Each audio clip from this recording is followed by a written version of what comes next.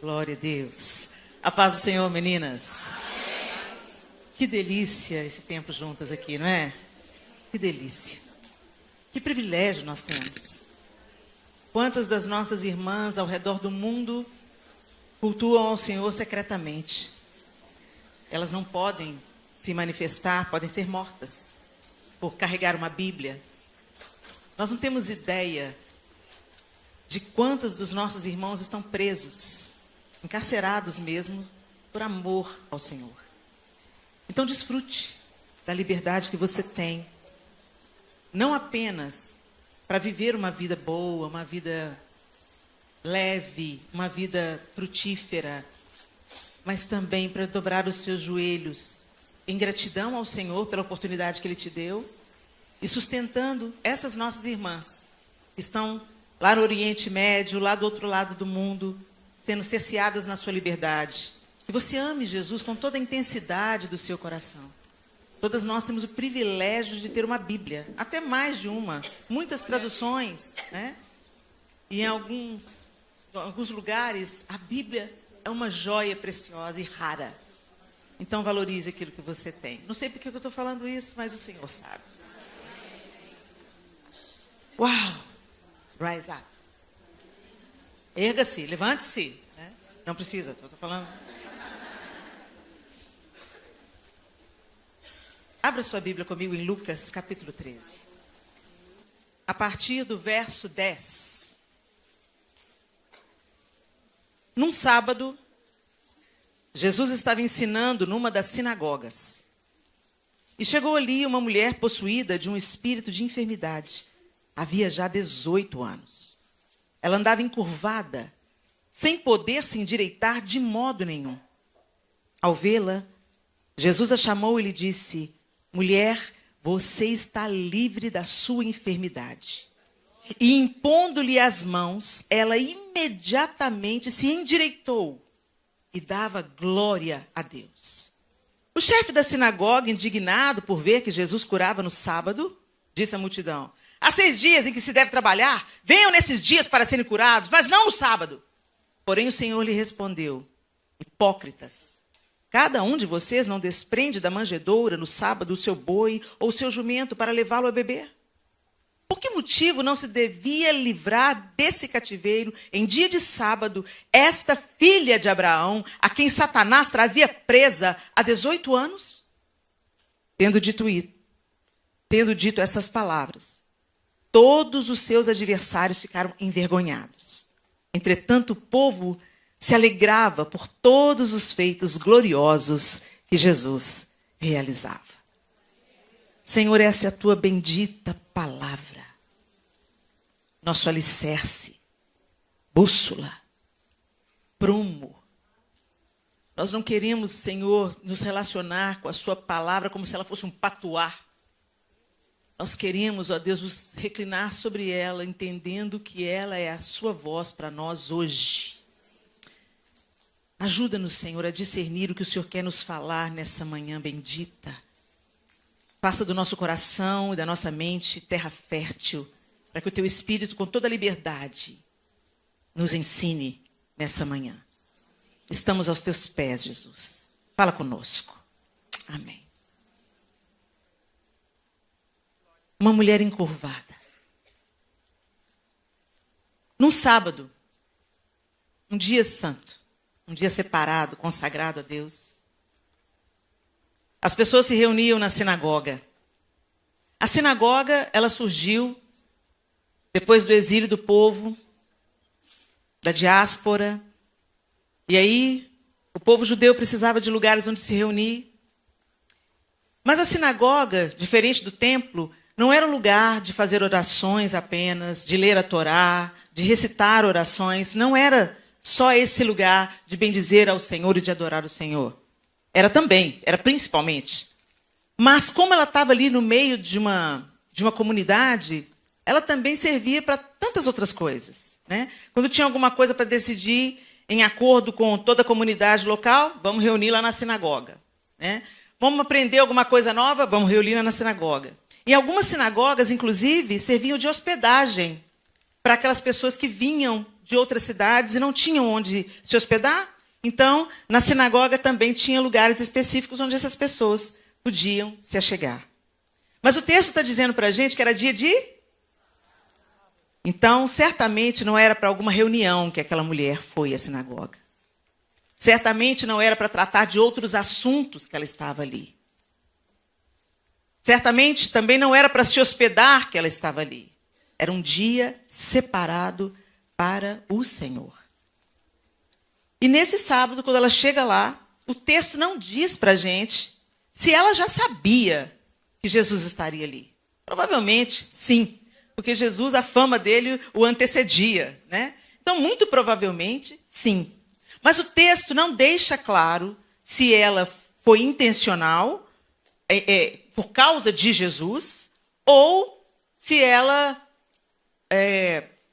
estava apenas ali tendo o seu momento ritual, o seu momento de adorar ao Senhor, né? As mulheres, diferente do que se acredita, gente, as mulheres no 1º século até o 4º século, elas tinham acesso à sinagoga, elas sentavam junto com os homens, entendeu? Várias evidências mostram isso. Depois do 4º século é que essa coisa começou a mudar.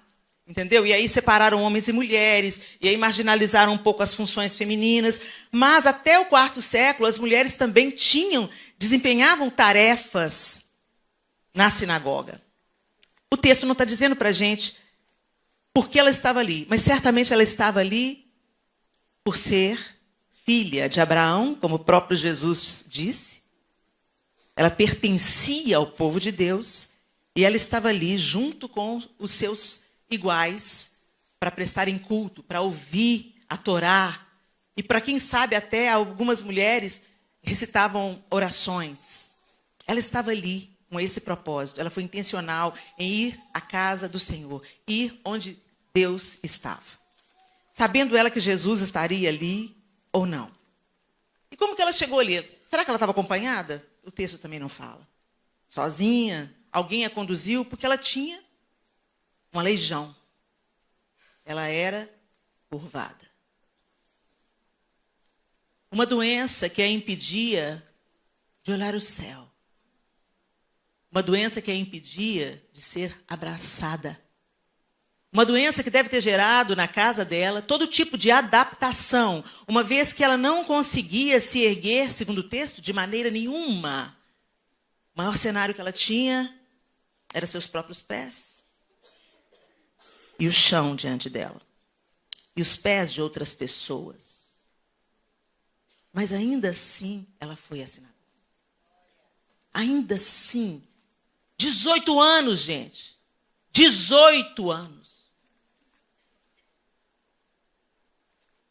Quando a gente vai se estendendo numa luta, numa espera, né?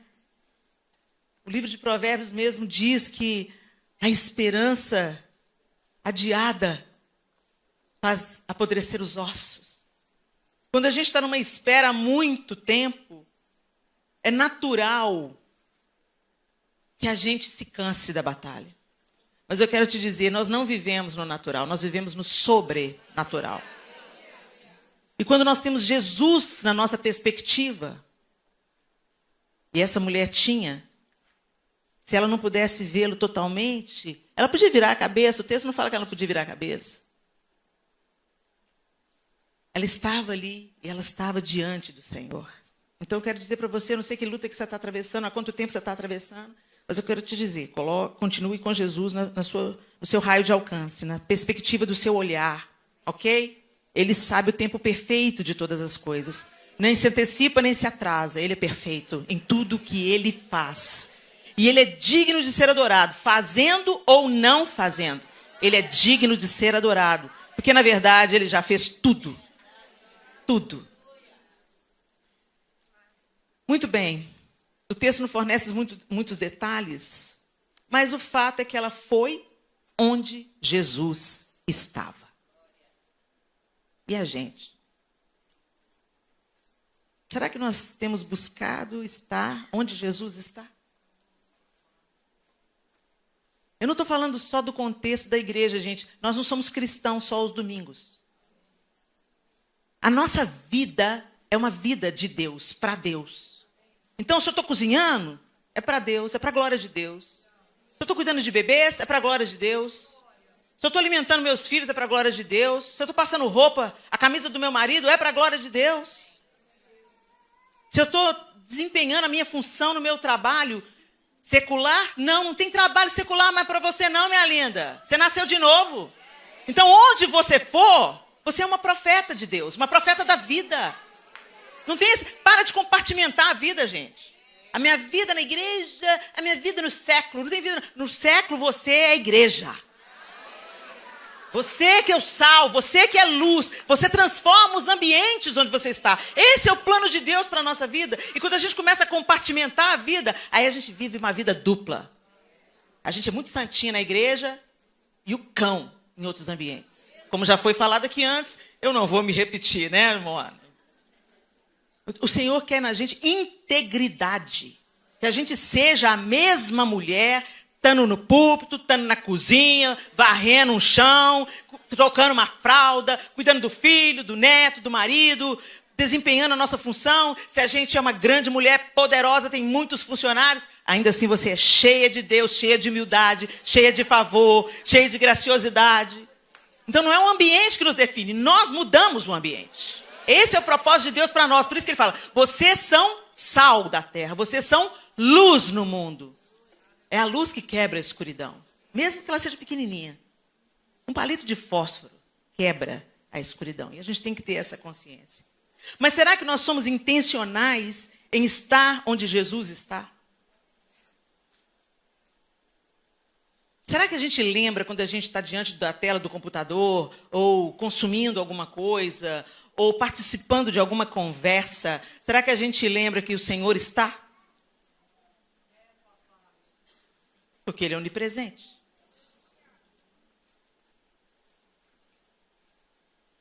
Essa mulher, ela foi intencional. Ela, como eu já disse, não sabia se Jesus estava ali ou não. Provavelmente sabia. Mas o fato é que ela foi ao lugar da bênção. Ela foi ao lugar onde ouvir a palavra. Ela foi ao lugar da comunhão com Deus. Ela foi a esse lugar, procurando algo, buscando algo, alívio para o seu estado, esperança para o seu coração. Agora, vale dizer que ela estava debaixo da opressão de um espírito maligno. Tem gente que é oprimido pelo diabo e ainda assim tira forças, não sabe-se de onde, para buscar esperança. E nós somos governadas pelo Espírito e às vezes ficamos tão tímidas, tão cautelosas, tão temendo pela nossa reputação. O que é que vão pensar? Deselegante. Uma hora dessa, gente, que se dane a elegância.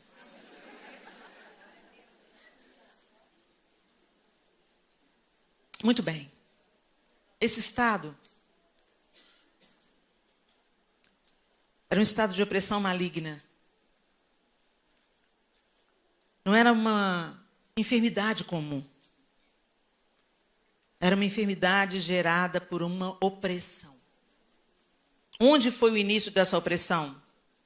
Há 18 anos anteriores, mas não se diz o que causou essa opressão, qual é a brecha para essa opressão, por que ela era oprimida. Jesus deixou muito claro que ela estava debaixo de uma opressão maligna. E ela não podia endireitar-se sozinha, o texto disse para a gente. E aqui fica uma dica boa. Se o texto está dizendo que ela não podia endireitar-se sozinha, provavelmente ela já devia ter tentado. Ela já devia ter tentado os recursos que a época oferecia.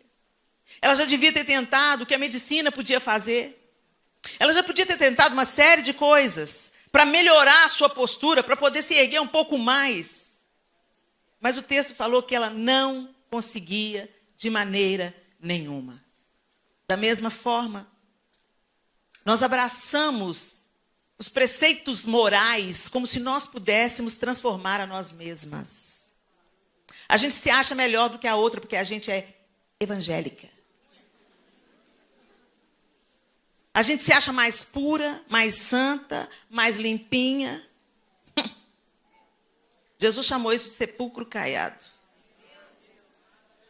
Bonitinho por fora, branquinho, limpinho, mas por dentro um corpo em decomposição. É sério isso, gente, porque o farisaísmo está em voga. A religiosidade Eu acho uma graça, porque quando se fala de santificação, de se separar das coisas consagradas a ídolos, de não entrar no circuito de Satanás, de nos transformarmos em consumidoras, em adoradoras de mamon. Quando você vai se falar sobre santidade, sobre a roupa que você usa, sobre a maneira que... Aí o pessoal fala, nossa, que religiosidade.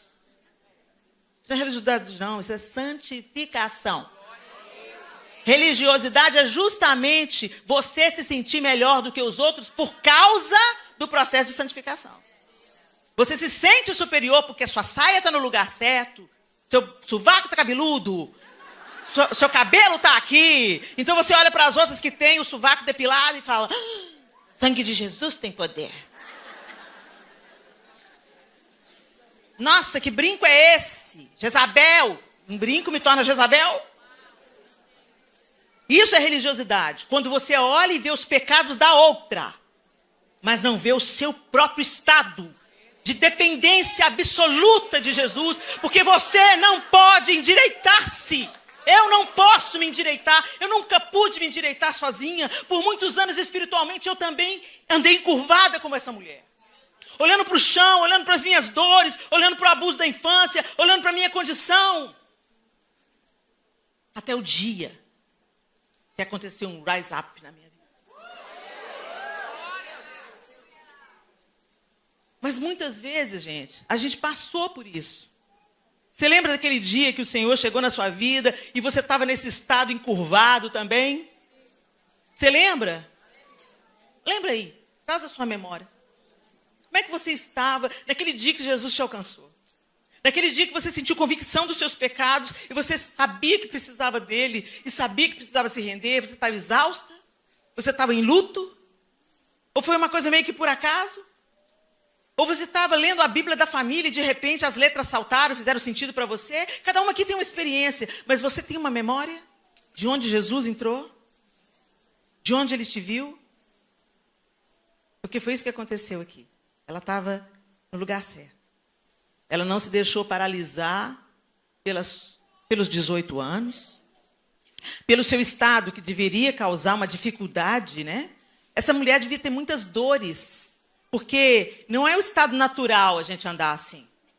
Né? Ela tinha uma doença. Mas ela venceu isso tudo. E foi para onde Jesus estava. E o texto diz para a gente o quê? Ao vê-la. Jesus te viu. Você pensa que você está aqui por causa do seu intelecto? Você pensa que está aqui porque você entendeu? O Espírito Santo te apresentou Jesus. Ele tirou as escamas dos seus olhos, o entorpecimento da sua mente e apresentou a você Jesus Cristo. Jesus te viu. Você está aqui porque Jesus te viu. E ele a chamou. O texto não fala que ela pediu alguma coisa. O texto fala que ela estava no ambiente onde ele estava. Cercada de pessoas que queriam estar no mesmo lugar. Um ambiente favorável. E nesse ambiente ela foi vista pelo Senhor. E quando ela foi vista, ele a chamou. Gente, nós não recebemos salvação para ficar para a gente, não. Nós não recebemos cura, livramento, renovo. Nós não fomos endireitadas pela misericórdia e bondade de Deus para nos ensoberbecermos, para nos embaraçarmos na nossa própria vaidade, no nosso orgulho, para nos sentirmos, como já foi mencionado, melhores ou superiores. Gente, a graça nos nivela. Todo mundo aqui precisa da graça de Deus. Nós não somos nada sem a graça de Deus. Ou seja, ninguém aqui é maior do que ninguém. Todos são iguais, todos são mortais. Diante dele não existem grandes ou sobrenaturais. Todos hão de ver todo o seu poder. Céus e terra, anjos e homens se curvarão diante do Rei. Ele é o Rei.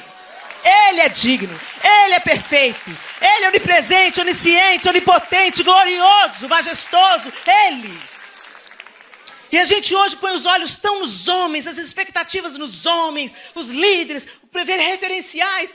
Tá tudo bem, gente, a gente precisa de referenciais. Não só de buscá-los, mas de nos tornarmos referenciais. Mas você tem que entender, o seu maior modelo é Cristo. Aquilo que você quer mais imitar, perseguir, é Cristo. Você quer a vida dele em você. É a vida dele em nós, gente. Que transforma esse amontoado de transgressões em retidão. Só ele faz isso. Ele viu e a chamou, como chamou você, como chamou a mim, para se aproximar dele. Ele podia ter dado uma palavra. Ah, essa mulher aí, seja curada. Ele a chamou, chega perto. Nós precisamos da intervenção de Deus. E para isso nós precisamos nos aproximar. Gente, a gente não vive com comida do domingo. Se você comer só no domingo, você vai morrer de inanição. E está acontecendo a mesma coisa espiritualmente com muitas mulheres que estão assentadas nesse auditório. Você está exausta, jogando a toalha, questionando Deus acerca de uma série de coisas, mas você não chega perto. Você não chega perto. Você já foi erguida pelo Senhor. Ele já te endireitou. Mas eu acho que você ficou tanto tempo acostumada com essa posição que você volta para ela. Você já está curada. Você já foi erguida. O Senhor já te chamou. Mas você volta para ela e começa a prestar atenção nas suas dores. Começa a prestar atenção no chão. Começa a prestar atenção em tudo que está errado. Ó vida, ó céus, ó azar, que vida difícil. Por que a vida da outra é tão boa, mas a minha não? Porque você não se achegou. Chega perto. Fique ao alcance das mãos dele. Chegai-vos a Deus e ele chegará a vós outros.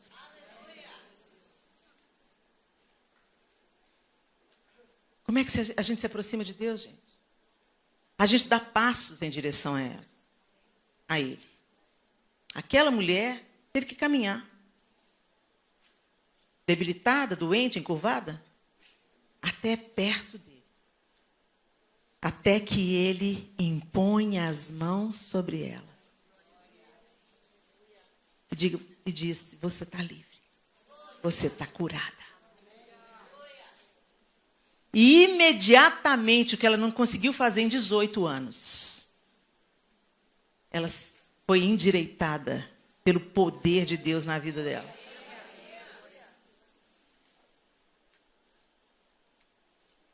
Se aproxime. Independente de como você esteja. Ah, Helena, eu não consigo. Você consegue maratonar Netflix? Então, você consegue ler a Bíblia. Você consegue conversar com a sua amiga pelo WhatsApp? Então, você pode orar. Gente, o que é primordial na vida cristã, a gente não faz. Se a gente não come arroz com feijão espiritual, você acha que você vai aguentar feijoada? Se a gente não se nutre do básico, você acha que você vai correr com os cavalos? Vai ser pisada por eles. A mesa já está posta, gente. Tudo que Jesus tinha que fazer, ele fez. Está consumado. Foi o que ele disse. Está consumado. Mas você tem que se chegar à mesa. Se assentar à mesa do banquete. Conhecer o seu pai, conversar com ele, falar com ele. E deixar que essa convivência íntima te transforme à semelhança dele. Nós somos transformados por aquilo que contemplamos. Nós nos tornamos semelhantes àquilo que contemplamos. Por isso que às vezes você está tão angustiado, fica vendo só tragédia. Você vai sendo moldada pelo seu ambiente quando você não tem Deus no foco principal da sua vida.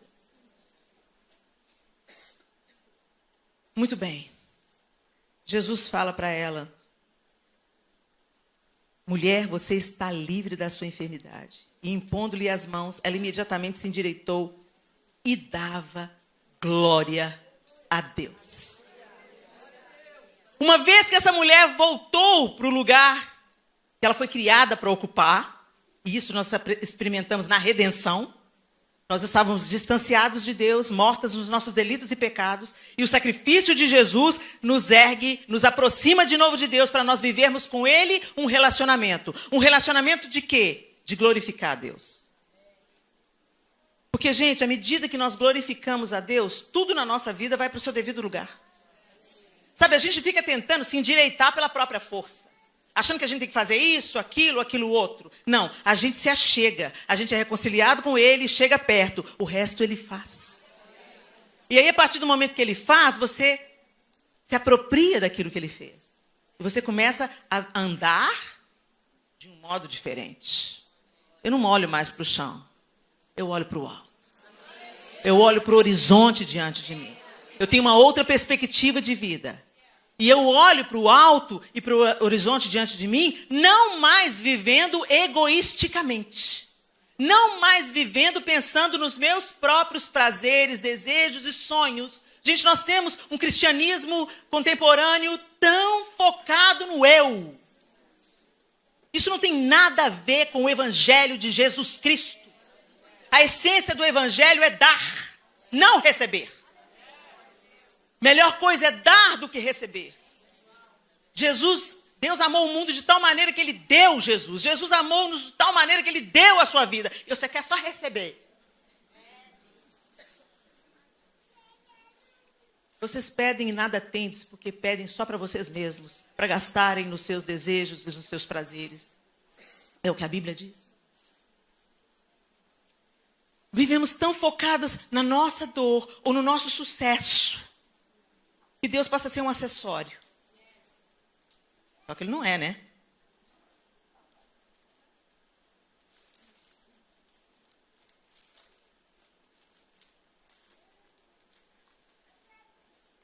Ela dava glória a Deus. Uma vez que o Senhor te endireitou, minha querida, o seu propósito. Tem um tanto de mulher que fica, ai, qual que é o meu propósito? Qual que é o meu propósito? Eu vou fazer um jejum para Deus me dizer qual que é o propósito para a minha vida. Alguém sabe me dizer qual que é o propósito? Moana, se você fizer uma conferência falando assim, venha conhecer o seu propósito, vai bombar. Porque hoje tem um conflito de identidade, entendeu? Todo mundo não sabe, você não sabe o propósito porque você não sabe quem você é. E aí está buscando identidade no coaching, não na Bíblia. A sua identidade é Cristo que define. Você é filha.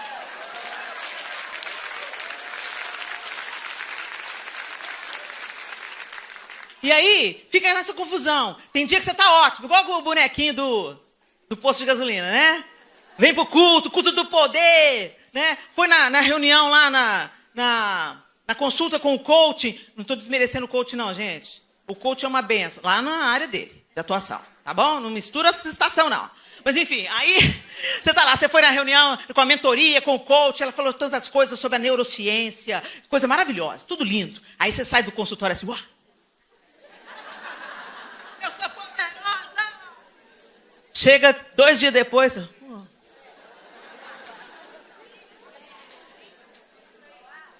Senhor quer de nós, minha linda, constância. Constância. Fidelidade. Constância. Às vezes a gente fica impressionada com a velocidade, né? Aceleração. A Moana usou esse termo ontem. Mas é tão interessante que ela ministrou aqui de manhã. Vocês já notaram a esteira rolante? Quem é que já andou numa esteira rolante? Numa esteira. A esteira rolante, gente, aliás, deixa eu abrir um parênteses. Quando você entrar na esteira rolante e você não quiser andar, fique à direita. E libera a esquerda para quem está com pressa, tá bom? Passe adiante, tá? Passe adiante, pelo amor de Deus. Muito bem.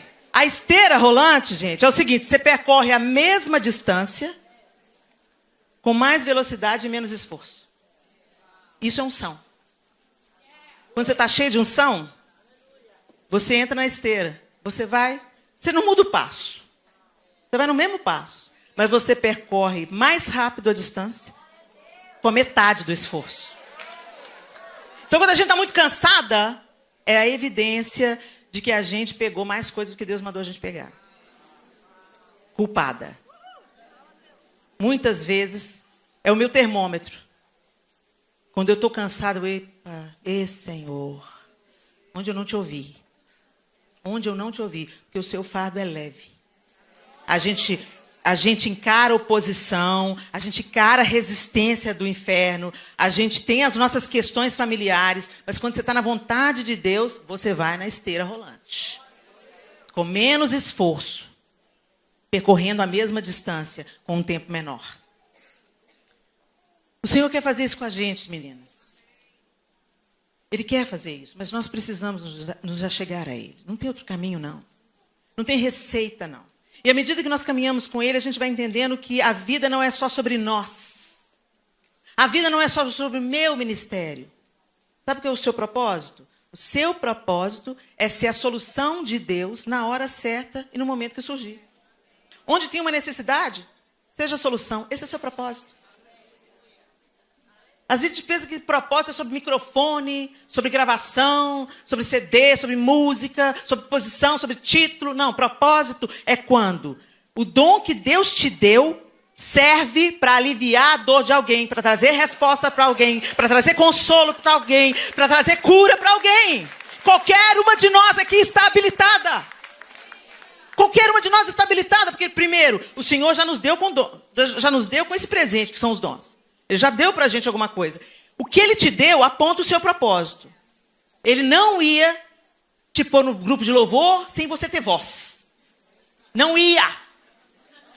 Não, mas Deus me chamou para o louvor. Não chamou não, bem. Você está carente. Você está carente, precisando da aprovação dos outros. Aí você quer o lugar na igreja que te dá visibilidade, porque o pessoal... Cara do som, abaixa o seu microfone, linda. E tá tudo bem, você não é pior do que ninguém por causa disso. Você só não está no seu lugar de atuação. E aí, você é muito frustrada. Porque é ruim. Quando você não está encaixando no todo, é muito ruim. O Senhor não faz isso não, gente. O Senhor é um pai amoroso. Se Ele vai te mandar para o Alasca, Ele não vai te mandar de bermuda e chinelo. Ele põe na sua mala o que tem a ver com o seu destino.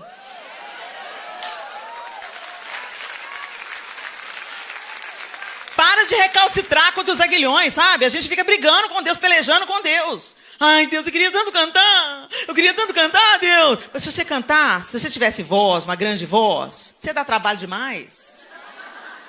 O orgulho, a soberba, a arrogância, a autossuficiência, podia entrar, você podia ficar longe de Deus. Ele não vai arriscar te perder, não. Então, abra a mala. Veja o que Deus colocou lá e sirva o seu próximo com isso. Você não precisa de uma plataforma para isso. Aliás, gente, eu me sinto eficaz na plataforma. Mas eu me sinto eficaz também quando eu estou fazendo alguma coisa. Esses são os meus preferidos. Quando eu estou fazendo alguma coisa que eu sei que Deus aprova. Que aprova muito. Mas que ninguém está vendo, só Ele. Porque aí a recompensa eu recebo dele. Essa é a minha preferida. E isso muito tem a ver com tete a tete. Tem a ver com uma visita. Tem a ver com um abraço. Tem a ver com ouvidoria. Fala, eu te escuto. Eu não vou te julgar por isso, eu só vou orar com você. Fala com preparar um prato e levar para uma mãe que acabou de parir o menino. Sabe, gente? Tem a ver com simplicidade. Exatamente como o nosso mestre é. Simples. Simples. Jesus é tão simples, o Evangelho é tão simples e tão poderoso nessa simplicidade. Mas a gente pensa que chamado, propósito, tem a ver com sofisticação, com visibilidade, com seguidor no Instagram. Ô, gente, para de contar seguidor no Instagram. Deixa eu falar com vocês uma coisa. O dia que Davi resolveu contar o exército, Deus pesou a mão. Mas por que, Helena? Por que Deus pesou a mão sobre Davi? Deus mesmo mandava fazer censo, recenseamento para saber quanto, para contar as coisas. Quando Deus manda contar, Ele tem um propósito. Quando o homem está contando, está se envaidecendo. Ai, fulano é tanto, né? Tem tanto. Eu só tenho isso.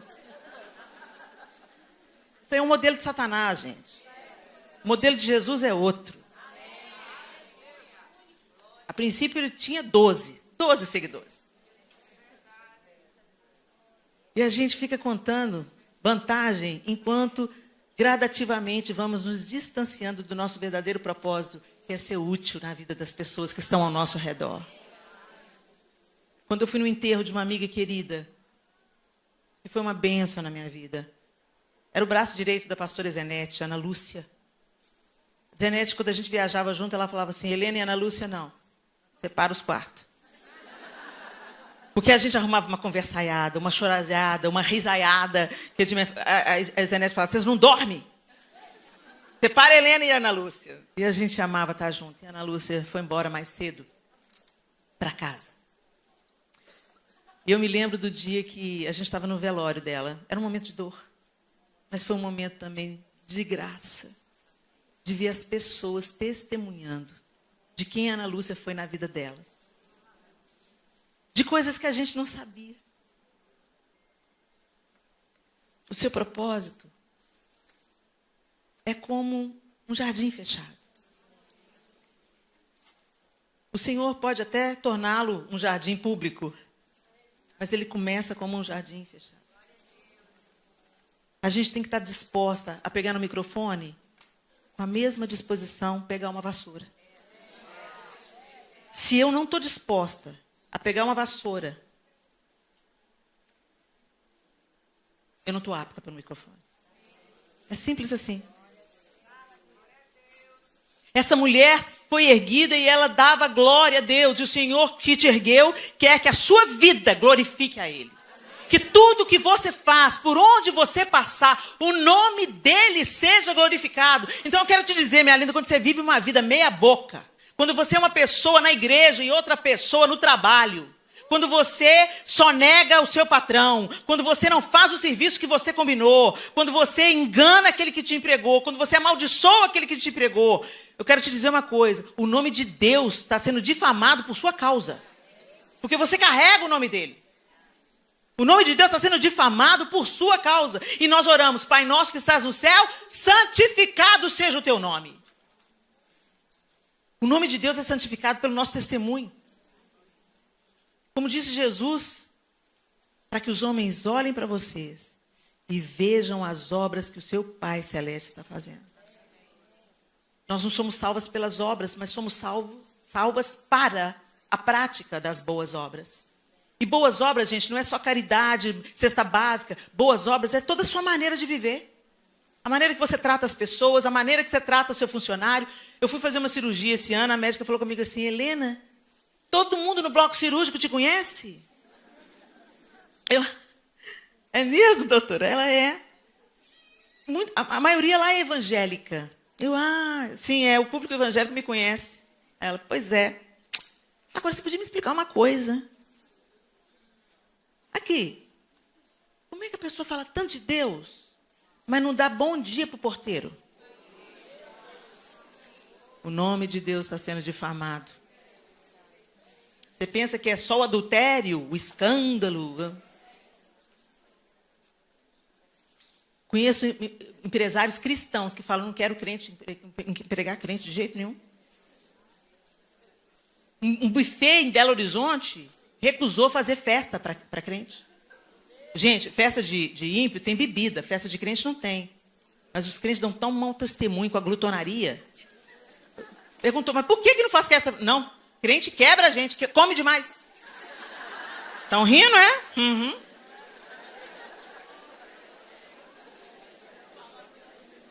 O Senhor nos ergueu, minhas queridas, para o nome dele ser glorificado. O nome dele ser glorificado, o nome dele ser glorificado. E à medida, gente, que nós estamos nesse relacionamento com Deus, num envolvimento íntimo com Ele, e o nome dele é glorificado, a gente é feliz. Feliz é quem teme o Senhor e anda nos seus caminhos. As pessoas estão buscando tanta felicidade onde ela não está. Felicidade no efêmero, felicidade no temporal, no passageiro. Felicidade no dinheiro, nas coisas, na bolsa. Nos relacionamentos. Se você temer ao Senhor, e temer ao Senhor não fala de ter medo dele. Temer ao Senhor fala de reverenciar ao Senhor, obedecer ao Senhor, andar os caminhos que o Senhor traçou para nós. A felicidade vem e ela não depende das circunstâncias. Ela está, porque Deus está.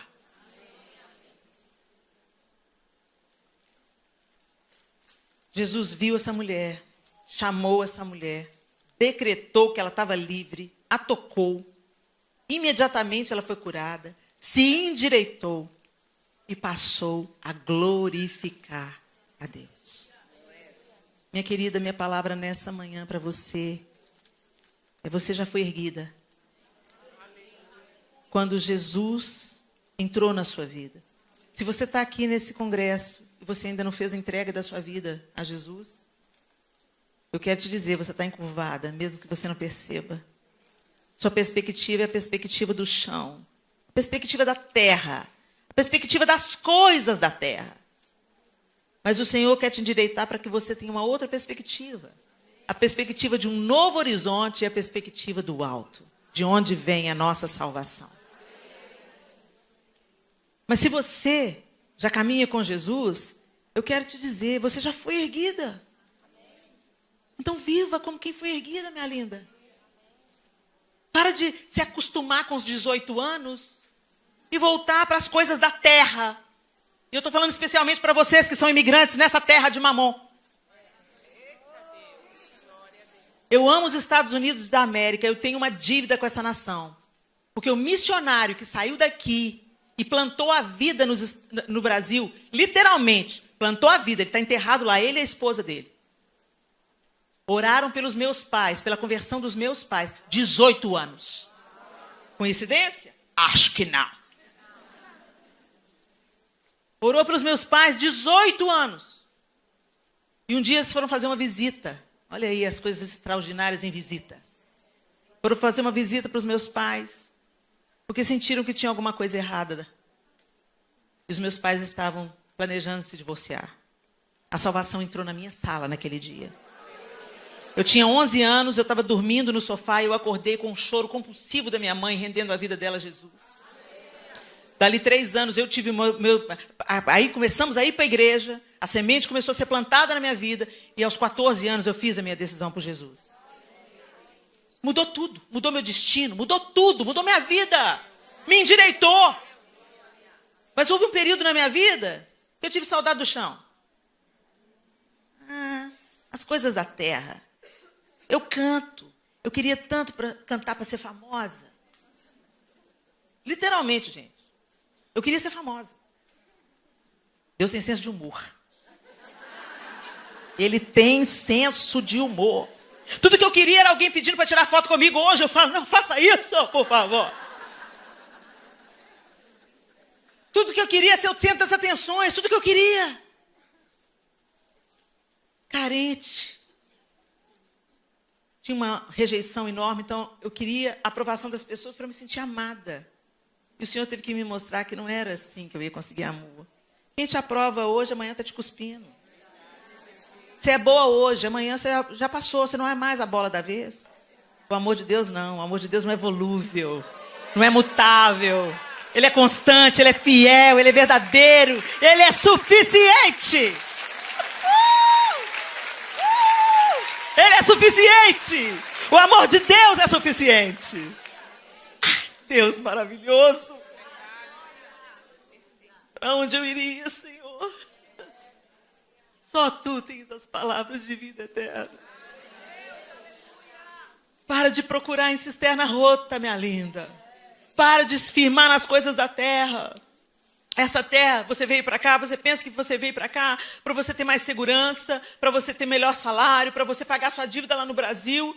Mas eu quero te dizer, pode ter sido a isca que foi, mas você está aqui para ser uma bênção para essa nação. Você está aqui para ser resposta para essa nação. Você está aqui para, enquanto você limpa a casa, profetiza sobre a cama do adolescente, profetiza sobre o quarto do casal. Seja bênção onde você for, seja bênção onde você viver, seja bênção onde você passar. Glorifique a Deus, você foi endireitada. Não volte de novo. E eu quero terminar com o texto de Colossenses 3, de 1 a 5. Uma vez que vocês ressuscitaram para uma nova vida com Cristo, mantenham os olhos fixos nas realidades do alto, onde Cristo está sentado no lugar de honra, à direita de Deus. Pensem nas coisas do alto e não nas coisas da terra, Pois vocês morreram para esta vida, e agora sua verdadeira vida está escondida com Cristo em Deus. E quando Cristo, que é a sua vida, for revelado ao mundo inteiro, vocês participarão de sua glória. Portanto, façam morrer as coisas pecaminosas e terrenas que estão dentro de vocês. Façam morrer. Façam morrer. Fiquem longe da imoralidade sexual, da impureza, da paixão sensual, dos desejos maus e da ganância, que é idolatria. Fica longe, faça morrer. Como que a gente faz morrer? Chegando perto do Senhor, mantendo os nossos olhos fixos nele, olhando para o alto, pensando nas coisas do alto, conversando sobre as coisas do alto. Enchei-vos do Espírito. Como? Falando entre vós, com salmos, hinos e cânticos espirituais. Para de fofocar. Para de dar ibope para site que suscita contenda entre irmãos, o pecado que Deus mais abomina. Para de consumir, porque aquilo que você consome, assistindo, clicando, você financia.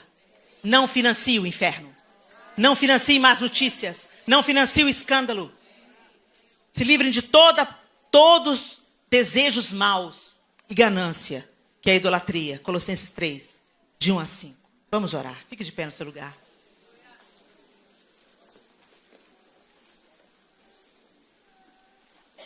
Segura a mão dessa mulher que está do seu lado.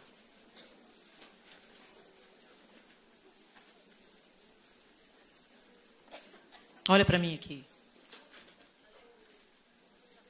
Você foi endireitado. Foi para a liberdade que Cristo te libertou. Não se sujeite novamente a jugo de servidão. Que a sua vida, o seu dinheiro, que os seus bens, que a sua casa, que o seu carro, que o seu tempo, que os seus sapatos, suas bolsas, seja para servir. Sejam para compartilhar. Sejam para abençoar. Seja a resposta. E glorifique ao Senhor, como aquela mulher encurvada foi. Os que estavam ali ao redor não entenderam. Criticaram. Vem outro dia, não no sábado. Vá ao Senhor todos os dias. Vá até Ele todos os dias.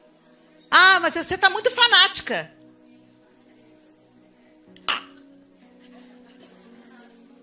Se eu sou viciada em cinema, aí eu sou excêntrica, eu sou cinéfila. Mas se eu sou viciada em Cristo, aí eu sou fanática. Não, eu sou separada. Ele é a única coisa que você pode se viciar que só vai fazer bem.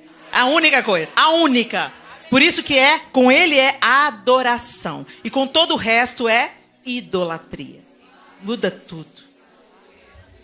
Senhor, nós te bendizemos nessa manhã. Nós agradecemos ao Senhor, porque o Senhor um dia nos ergueu. O Senhor um dia nos levantou. O Senhor um dia fez por nós o que nós não conseguiríamos fazer sozinhas. O Senhor nos salvou, nos resgatou, nos comprou por alto preço. Mas, Pai, nós não queremos viver reincidindo a curvatura. Nós não queremos voltar a olhar para as coisas da terra. Nós queremos colocar os nossos olhos fixos nas coisas do alto, pensar nas coisas do alto e viver uma vida que glorifique o Senhor em todo lugar, em qualquer lugar, em toda hora. Senhor, Espírito de Deus, nós te pedimos, o Senhor que nos convenceu um dia da justiça, do pecado, do juízo, nos habilite, Senhor, a crescermos em conhecimento do Senhor, a nos debruçarmos para estudar as Escrituras Sagradas, a revitalizarmos a nossa vida de oração. Ajuda-nos, Espírito, a conversarmos entre nós com salmos, cânticos, hinos espirituais. Deus, nos ajuda a viver uma vida no Espírito, nos ajuda a ser direcionados pela Tua voz. Nos ajuda, Senhor. Liberta-nos da opressão maligna que nos encurva. E que vivamos como mulheres livres. Livres para te amar, livres para te adorar, livres para glorificar o teu nome, livres para fazer a diferença e tornar o seu nome conhecido e santificado em toda a terra, em nome de Jesus. Amém e amém. Deus abençoe vocês, meninas.